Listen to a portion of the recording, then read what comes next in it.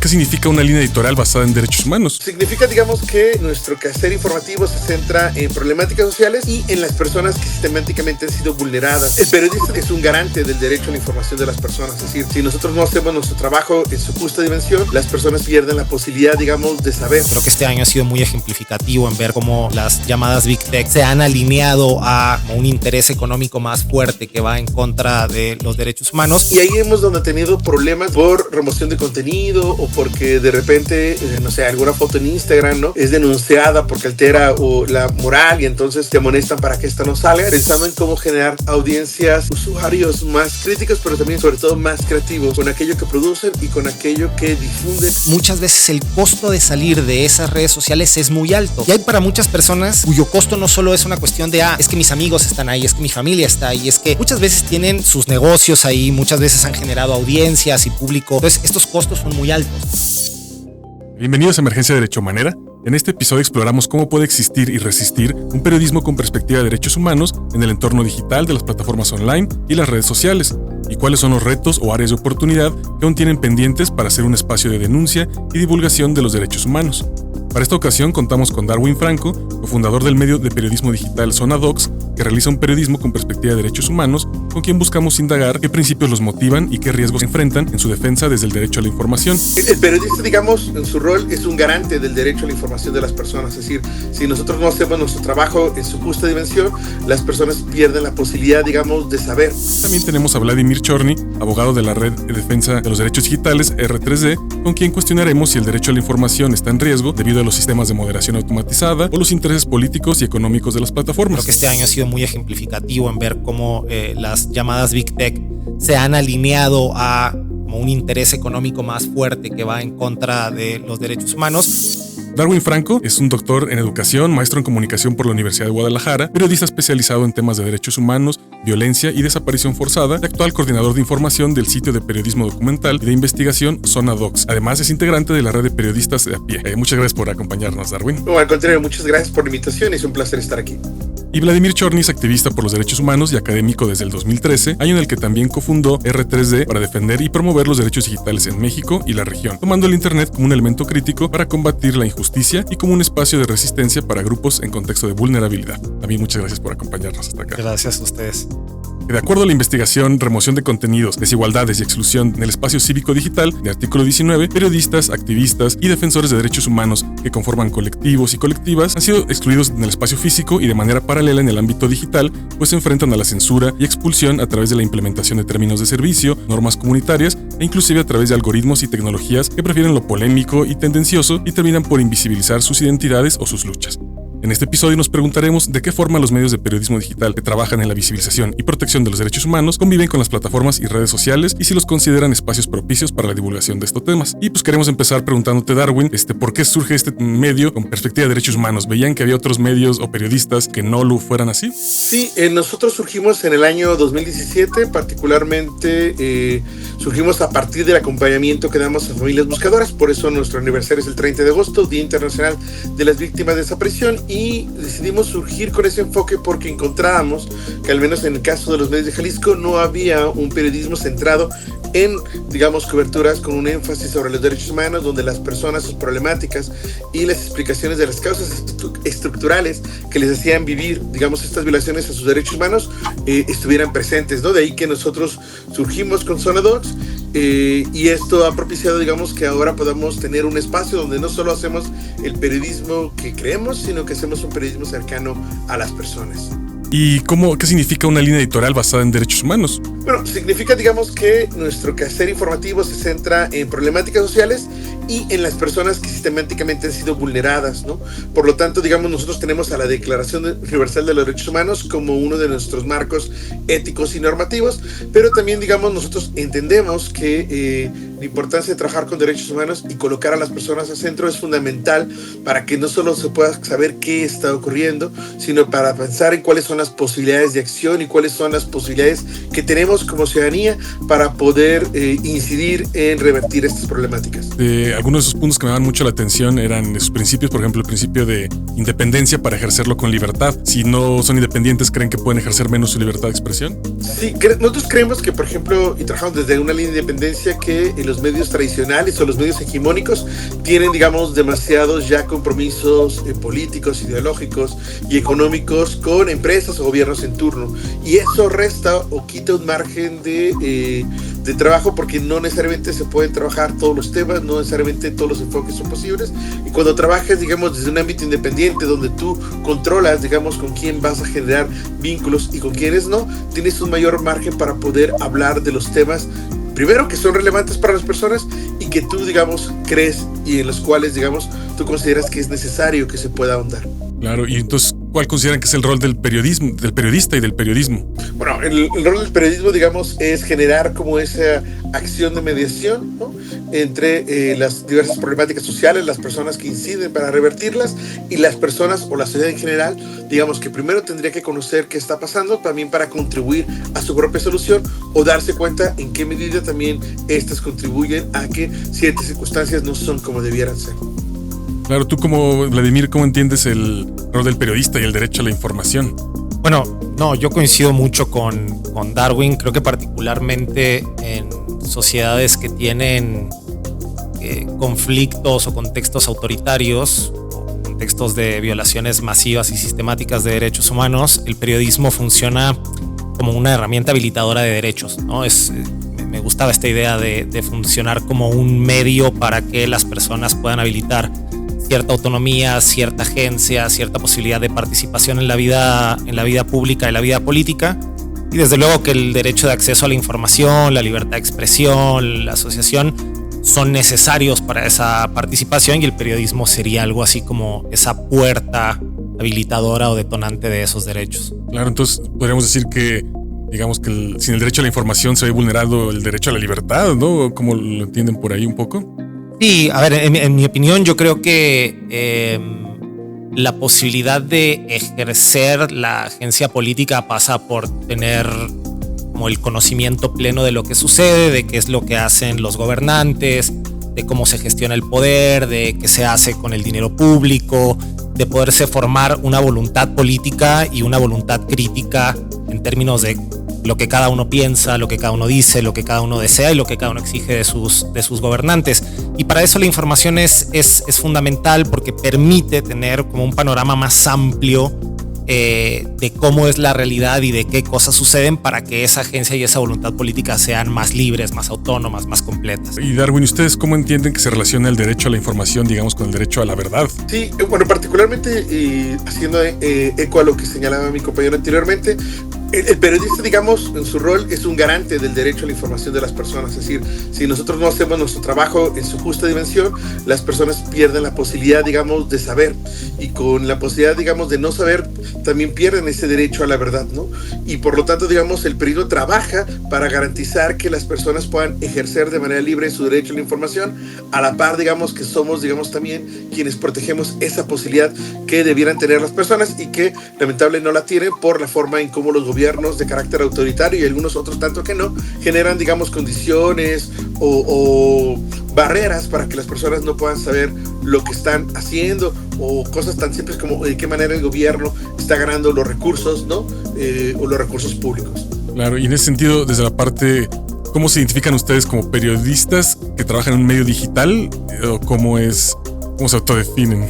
Pues más bien nosotros ahora nos consideramos como periodistas independientes, ¿no? Que ejercen su trabajo o muestran su trabajo a través de una plataforma digital, pero más bien nos consideramos periodistas independientes, así tal cual.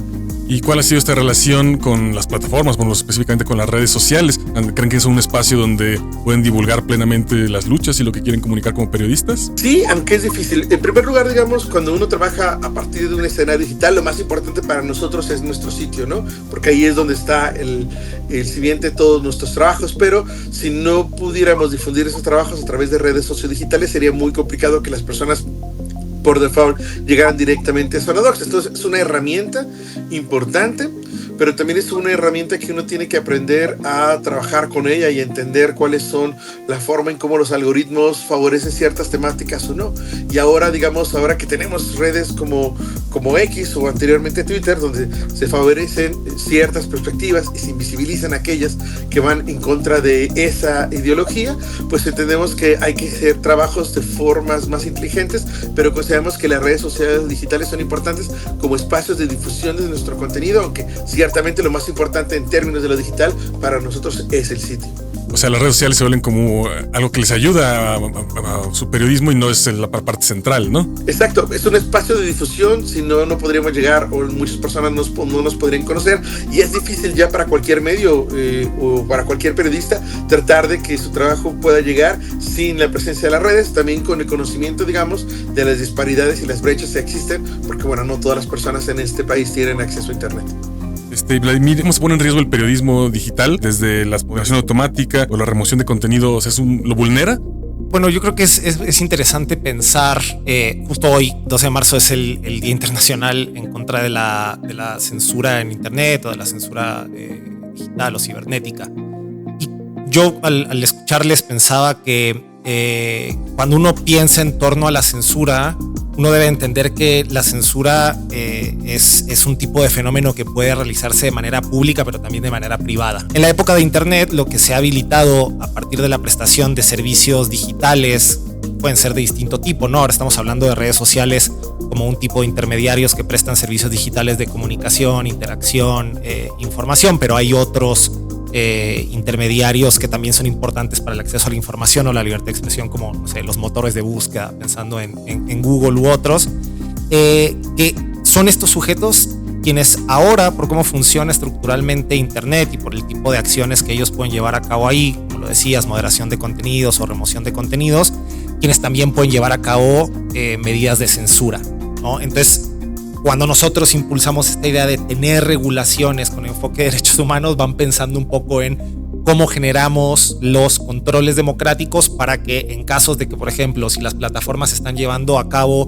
medidas de censura de ciertas expresiones porque ideológicamente están en contra de ellas, como lo ha hecho, no sé, Elon Musk en el caso de Twitter, o la promoción o proliferación de ciertos discursos que pueden ser discursos de incitación a la violencia o que pueden poner en riesgo a ciertas comunidades, como implican los últimos cambios en las políticas de moderación de contenidos de Meta. Bueno, ahí hay que contar con medidas y con recursos que permitan que esas violaciones a derechos puedan ser combatidas o controladas, pero al mismo tiempo sabemos que a través de distintas medidas los gobiernos piden incluso muchas veces a estas plataformas que censuren contenidos o que remuevan contenidos. De hecho, un gran problema de censura hoy en México tiene que ver con estos mecanismos que habilitan algunas autoridades, pueden ser autoridades de seguridad o pueden ser autoridades electorales, para que les pidan a las plataformas, oye, bájame este contenido, bájame este tweet, bájame esta publicación de Facebook, baja este video de YouTube, etcétera, etcétera. Y que todas esas medidas, sobre todo cuando carecen de ciertos controles como la emisión de una orden judicial que las exija,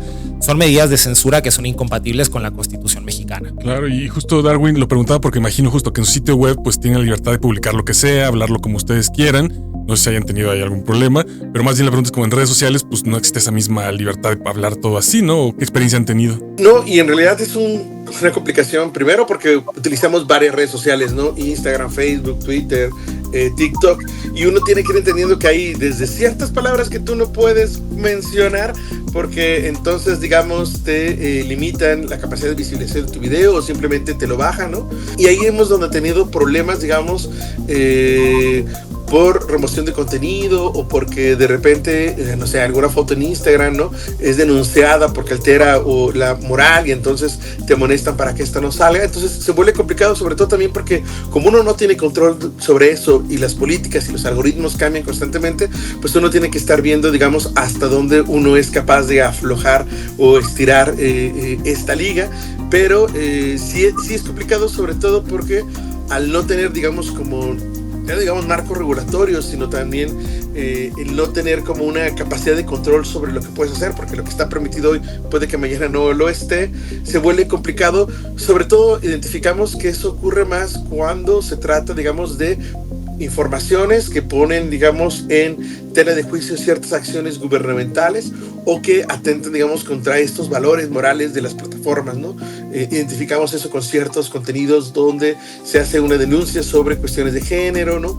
O sobre actos de corrupción, por ejemplo, de manera específica. Ok, y por ejemplo, estas limitaciones y regulaciones de las redes, ¿les llega a afectar su línea editorial o su línea editorial se mantiene? No, la línea editorial no, porque nosotros somos fieles a ella y vamos a seguir publicando y enunciando las cosas como las queremos enunciar. Lo que sí limita, digamos, son la visibilidad de un trabajo, ¿no? Es decir, un trabajo que quizás en un alcance podría tener, digamos, no sé, 500 visitas al sitio, por decir un número. Con estas limitaciones, pues a veces experimentamos que hay contenidos que son muy buenos, pero que se ven limitados del número de personas que llegan a estos contenidos a través, digamos, de las redes sociodigitales. Y ahí limita el tráfico del propio sitio, ¿no?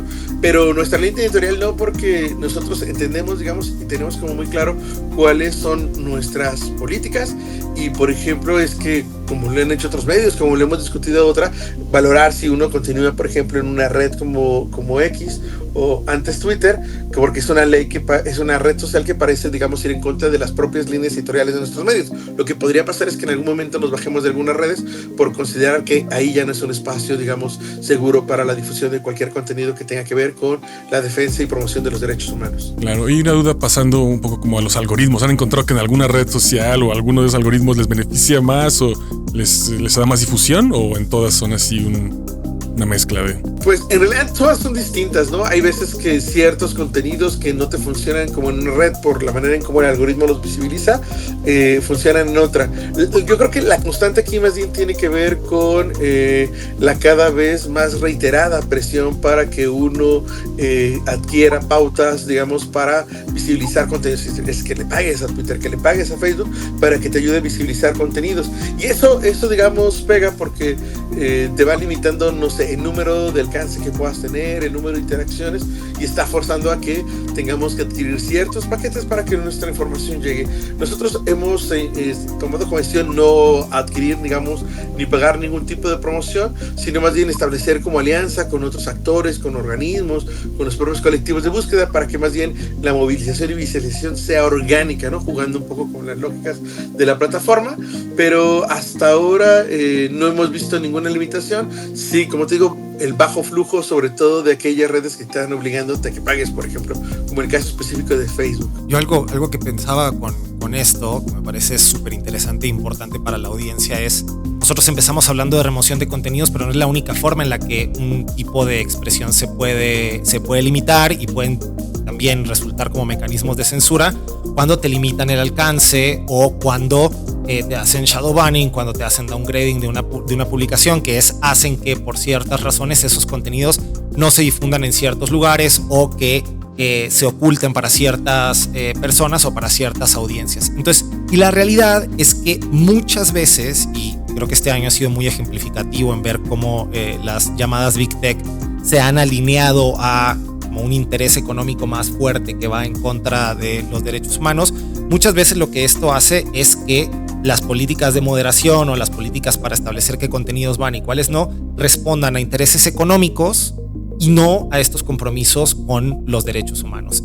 Y por ejemplo, cuando nosotros hablamos de algoritmos, hay que tener claras dos cosas. Uno es que no sabemos, porque la realidad es que los algoritmos de estas empresas con los cuales la información funciona de cierta manera están cerrados al público, son una caja negra. Entonces, de hecho, por eso una de las principales exigencias que se hace desde sociedad civil y sectores en defensa de los derechos humanos es una demanda por la transparencia significativa y la transparencia algorítmica. Saber cómo funcionan los algoritmos, qué resultados tienen, qué impactos de derechos humanos. Y la realidad es que la mayoría de las veces, de hecho no hay casos en los cuales se haya abierto un algoritmo completo por parte de una empresa de este tipo, esos algoritmos privilegian cierto tipo de interacciones que son muy problemáticas y en algunos casos incompatibles con los derechos humanos.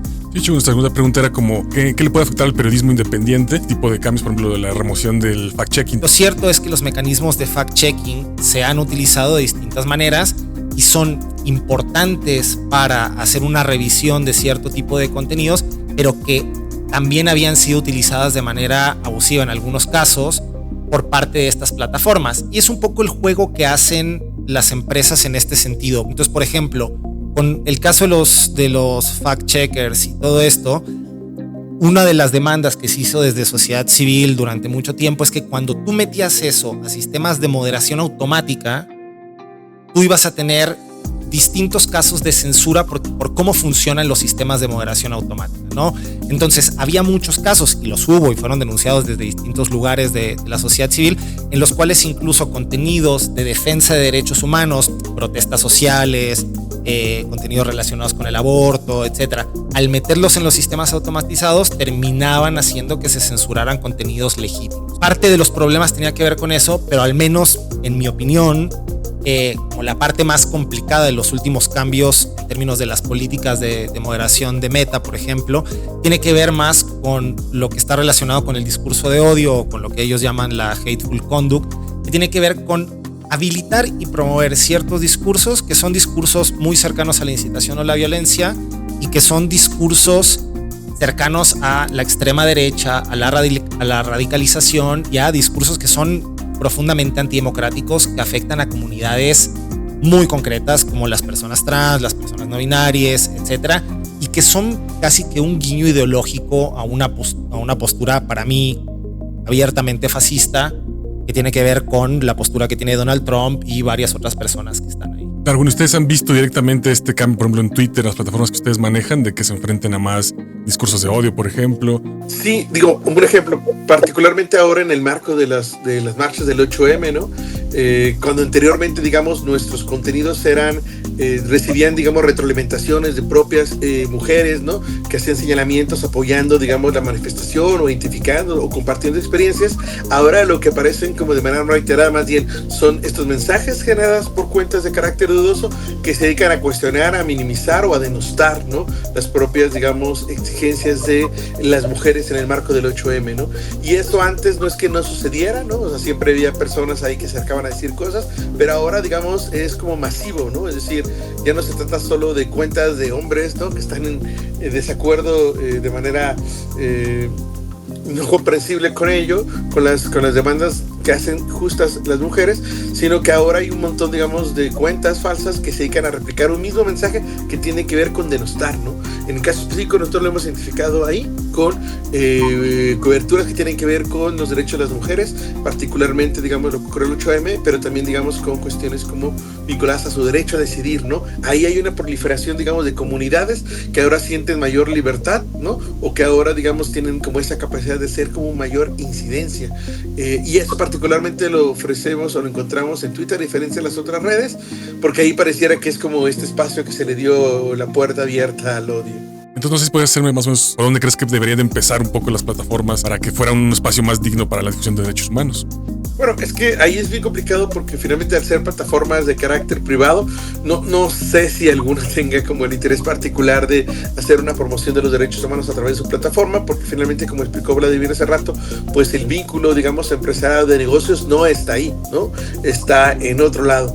Y yo creo que ahí más bien habría que pensar mejor como en qué otras plataformas alternativas, parecidas a estas que comúnmente utilizamos, sí están siendo construidas bajo una lógica distinta que no es necesariamente el lucro y la explotación y la extracción de la información para generar con eso bienes de carácter económico, sino más bien están puestos a partir de la generación de comunidad, ¿no? Eso por un lado, y por el otro creo que también la apuesta más importante de toda plataforma, aunque a veces no creemos mucho en nuestro poder, tiene que ver con los usuarios, ¿no? Y el considerar cómo podríamos hacer incidencia para que los usuarios pudiéramos, digamos, ejercer nuestra capacidad de agencia y utilizar como los mismos criterios que utilizan para justamente dar a visibilizar estos trabajos y que entonces no haya forma en que no se puedan ver, ¿no? Creo que ahí es también una campaña que tendríamos que hacer desde el periodismo, desde la academia, en muchos frentes, pensando en cómo generar audiencias, usuarios más críticos, pero también, sobre todo, más creativos con aquello que producen y con aquello que difunden o promueven a través de sus propias redes sociodigitales. Vladimir, ¿crees que hay espacios de diálogo con las redes sociales? ¿Puede tal vez presionarlos para que se vuelvan un espacio más digno para la discusión de derechos humanos, o porque son empresas nunca van a querer hacerlo? A ver, yo coincido con algo que decía Darwin y que me parece muy importante, que tiene que ver con que tenemos que entender que estas empresas siguen un modelo de negocio cuyo principal interés no tiene que ver con el cumplimiento de los derechos humanos, y que después puede haber en cierto grado personas allá adentro que quieren hacer las cosas mejor o que quieren cumplir con ciertos principios porque se les obliga legalmente. Pero la realidad es que yo creo que las plataformas digitales o las plataformas de redes sociales tienen que tener dos tipos de regulaciones en torno a ellas. Regulaciones, en primer lugar, regulaciones de protección de datos que vayan dirigidas a controlar, impedir y regular el modelo de explotación de datos que tienen estas plataformas, que es básicamente el centro de cómo opera su modelo de negocios y en torno a lo que el desarrollo de productos, inteligencia artificial, desinformación, virulencia y maximización de ciertos discursos, todo está en torno a esto que desde distintos lugares se conoce como el capitalismo de la vigilancia. Pero por otro lado, y creo que un poco Darwin hablaba de eso también, tenemos que empezar, creo yo, la idea es retomar discusiones que están presentes en temas de libertad de expresión con las discusiones sobre regulación democrática de medios de comunicación que tienen que ver con competencia, desconcentración, regulaciones antimonopólicas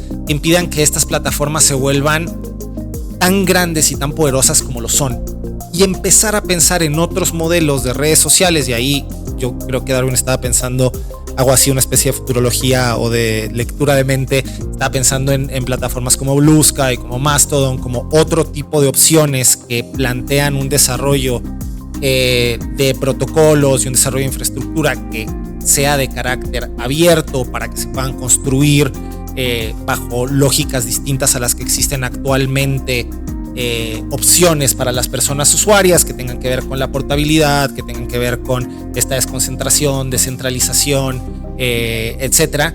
Es hacia allá donde se tiene que transitar, porque a final de cuentas uno no va a impedir que estas empresas sigan existiendo y que ciertos modelos sigan existiendo, pero si uno construye alternativas que permitan empoderar a las personas usuarias, como también decía Darwin, eso lo que genera es otro tipo de ecosistema que se vuelve menos dependiente de las grandes empresas. Por ejemplo, como sucedió con Twitter. Twitter se vuelve una red social de mierda. Uno puede salir de esa red social para irse a otra, porque el gran problema de redes como X o como Instagram es que si uno ya no se siente cómodo, muchas veces el costo de salir de esas redes sociales es muy alto. Y hay para muchas personas cuyo costo no solo es una cuestión de, es que mis amigos están ahí, es que mi familia está ahí, es que las interacciones que tengo ahí o lo que yo presento o identitariamente tengo está ahí. No, muchas veces tienen sus negocios ahí, muchas veces han generado audiencias y público para el tipo de acciones o de vida pública que tienen. Entonces, estos costos son muy altos. Estas opciones descentralizadas de redes sociales, con protocolos abiertos, con posibilidades de construir algo, lo que permitirían es que si las personas puedan decir, esto ya no me gusta, entonces me voy a mover a esta otra, e incluso genera esta parte de creatividad y agencia de crear modelos sobre esos mismos protocolos, o sea, crear como especies de subredes sociales dentro de la propia red social, algo que sucede por ejemplo con Blue Sky. Uno puede tomar a partir del protocolo y crear un propio modelo con distintas reglas de moderación de contenido. Es una cuestión como mucho más federada de cómo funciona la moderación de contenidos sin los costos que tienen ahora las redes sociales. Y entonces eso, por un lado, empodera a los usuarios y por otro lado genera un montón de dinámicas que son benéficas para la libertad de expresión, el acceso a la información, etcétera, etcétera, etcétera. Entonces creo que esa es la otra pata de regulación a la que se tiene que empezar a pensar y de acciones que tienen que ir girando en la discusión desde un enfoque de derechos humanos. ¿Conoces más de estas redes federadas para que todos nos vayamos enterando de ellas? No, yo creo que los dos ejemplos clásicos ahora son Blue Sky y Mastodon, ¿no? Creo que Blue Sky ahorita es como uno de los que ha empezado a surgir mucho porque mucha gente de Twitter migró a Blue Sky. Blue Sky ahora también ya abrió como el Instagram dentro de la plataforma de Blue Sky, y la posibilidad que te da Blue Sky es que tienes eso.